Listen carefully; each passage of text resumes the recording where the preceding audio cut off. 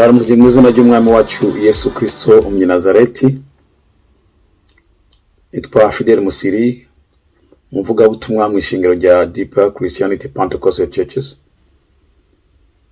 Mu kiganiro twinge n'Imana.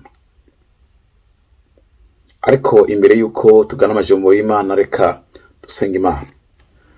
Ndagushimiye Data twese uri mu ijuru, Mana rya Aburahamu na Isaka na Yakobo, waturwaniriye mu mwaka uheze ukaba utwemereye gusubira kubona uno mwaka.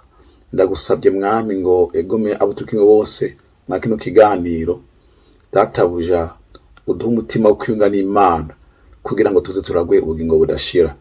Tubisenze mu izina ry'umwami wacu Yesu Kristo, amen. Reka dusome ijambo ry'Imana mu gitabo Pawulo yandikiye Roma, ikigabane cya 2 ku murongo wa 21 gushaka 23. Haranditse ngo, nuko wowe wigisha abandi, mbega ntiwigisha? Wowe wihaniza abiba, wowe ntiwiba? Wowe ubabuza gusambana, wowe ntusambana? Wowe wanka bishushanyo by'igwamana, wowe ntiwiba ibyo mu nsengero zavyo? Wowe wirata ibyagezwe, mbega ntugayisha Imana kuko bicumurako? Imana itobere cyane gose. Uyu ni Paulo yandiki Abaroma, amaze kubona neza yuko umurimo w'Imana naho uri kugenda waguka ku isi yose, ariko hari abantu biyemeje gukora uyu murimo w'Imana bagatukisha izina ry'Imana. Yarabona neza yuko hariho abantu bahagarara imbere y'ishengero bavuga ubutumwa, abantu bahagarara imbere y'ishengero baririmbira Imana, abantu bitangwa bavugishwa n'Imana, abantu ngo n'abantu mu rusengero bakora umurimo runaka, abashingira intahe ahantu hose na rya Yesu, ari ugasanga abo bantu hariho ikintu kibuze muri bo, bigisha abandi ibyo badakora. Nico gituma Paulo yaca avuga ati, bantu bene Data, gukorera Imana ntabwo ari ibintu byiza, ariko ubanze uhagarare mu mwanya w'Imana. Nico gituma mu gitabo Abikono ba 2 kandi cya 5:20 havuga ngo, nico gituma turi ntumwa mu gishingo ca Kristo, Imana nibingingira muri twebwe, turabinginga mu gishingo ca Kristo, mwuzure n'Imana. Hallelujah. Turabinginga mu gishingo ca Kristo, mwuzure n'Imana.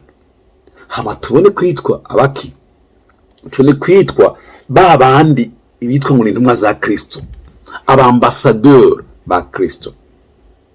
Iyo uhagaze ukora umurimo w'Imana runaka, ijwi ry'Imana rigushingira intahe.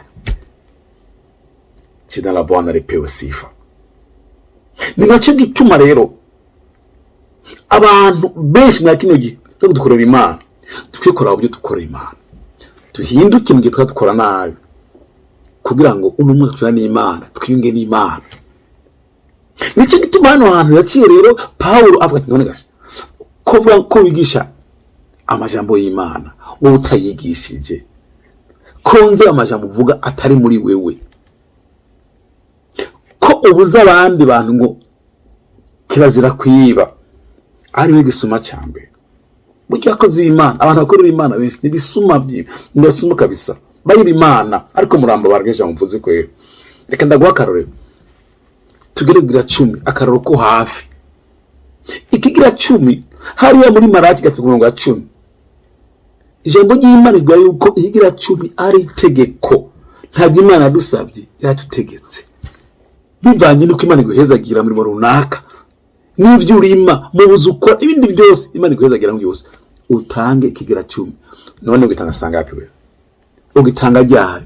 None kwigisha abandi ngo ntibibe, ari we gisuma cyambere.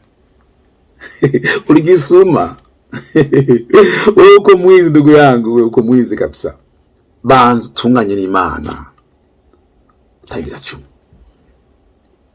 Wigisha abandi ko gusambana ari icyaha, ari we musambanyi wa mbere wari.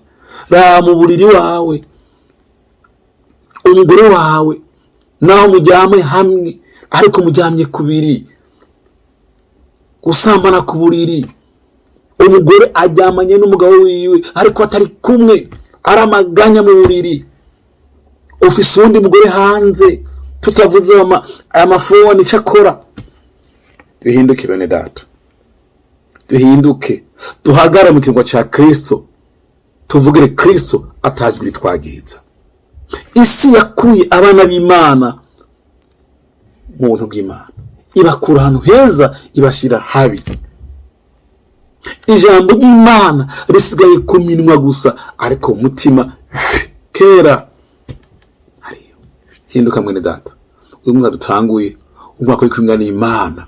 Ibyo ubwira abandi ubanze ubyibwire wewe, urutoki rutunga abandi ubanze ugitume wenyene. Ijambo ry'Imana rikwera umugisha. Amen. Malaika wema wako,